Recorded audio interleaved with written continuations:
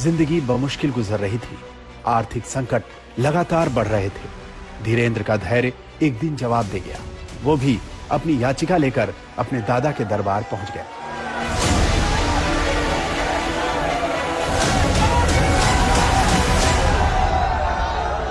हमारे पिताजी कुछ करते नहीं थे। भूख की स्थिति में दादा गुरुजी का फक्कड़पन था। वो परिवार से नाता तोड़ा, मतलब तोड़ा। तो उन्हें मतलब नहीं आप जी रहे कि मर रहे। उनके पास तो अगर याचक अर्जी करता बन के जाओगे तो वो अर्जी उठा के बालाजी के पास रख देंगे। ये नहीं कि ये हमारा सगा नाती है, ये हमारा सगा पुत्र, तो इस पर ज्यादा कृपा हो जाए। हम भी गए सबकी भांति। हमने भी अपनी विपदा कही कि 3 दिन हो गए हैं, कुछ खाने तक को नहीं है घर में। रहने का 16x12 का कच्चा मकान, वो भी बरसात में खाट के पलंग के नीचे सोना पड़ता है, बारिश की बूंदें गिरती हैं। कब तक ऐसी जिंदगी जिएंगे? कुछ नहीं तो एक ऐसा कुछ कह दो, कर दो, भोजन ही चलने लगे।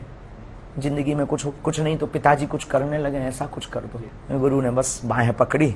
अवस्था 10-11 वर्ष की थी और बाहें पकड़ करके बोले तू मुझसे मत जुड़, और सीधा बागेश्वर बालाजी से जोड़ दिया। 2010 में दादा का निधन हो गया तो अचानक बाल धीरेंद्र की दुनिया ही उजड़ गई। लेकिन गुरु तब तक अपना काम कर चुका था।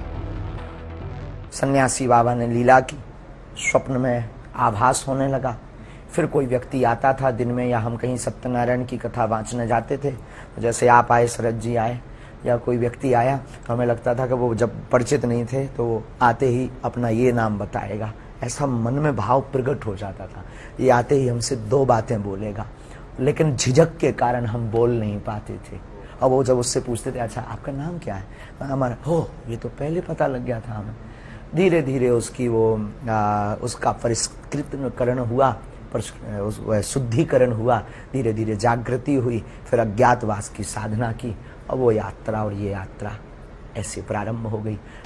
1 साल अज्ञातवास में रहने के दौरान धीरेंद्र शास्त्री अपनी भावी योजना का खाका तैयार कर चुके थे। वो लौटे तो बालाजी की सेवा में जुट गए।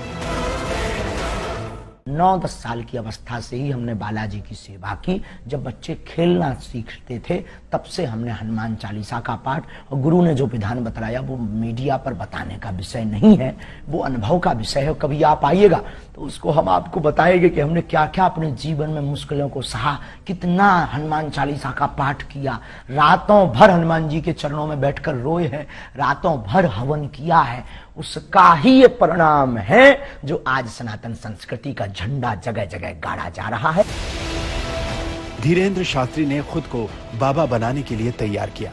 कई बड़े कथावाचकों के कार्यक्रम सुने, एक मोबाइल खरीदा ताकि उनके वीडियो देख सके, और फिर उन्होंने अपनी कर्मभूमि उसी बागेश्वर धाम को बनाया जहां उनके दादा का दरबार लगा करता था। धीरेंद्र शास्त्री ने दादा के अंदाज में ही दरबार लगाना शुरू किया, पर्ची निकालना शुरू किया। क्या नाम था? रूबी देवी। अच्छा, यहाँ किसी को बताया था? चलो पढ़ो। पत्नी का राज जानने आए हैं, मृत्यु का कारण जानने आए। रूबी उर्फ गुड्डी उनका नाम था। उनकी मृत्यु तंत्र कारण से हुई है, उसमें कोई संदेह नहीं है। माइक से बोलिए, यही पर्चा बोल रहा? जी। यही पूछने आए? शरीर नीला पड़ गया था इनका? बस बस बस, रोइए मत। शरीर नीला पड़ गया था? आस्था, धर्म, चमत्कार और भावनाओं के कॉकटेल ने धीरेंद्र शास्त्री का दरबार जमा दिया। वो चंद वर्षों में पंडित धीरेंद्र शास्त्री से बाबा बागेश्वर सरकार कहलाने लगे।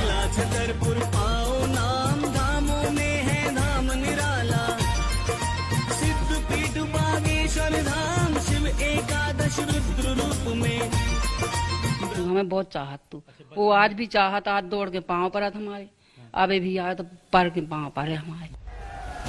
धीरेंद्र शास्त्री की उम्र अभी सिर्फ 26 साल है। उनकी मंजिल क्या है ये अभी उन्हें भी नहीं पता। हाँ, जिंदगी अपने खेल खूब दिखाती है, इसका एहसास उन्हें जरूर है। जीवन के खेल सबकी समझ नहीं आ सकता। कब क्या कर दे गुरु, कब कृपा कैसी कर दे, कह नहीं सकते यार।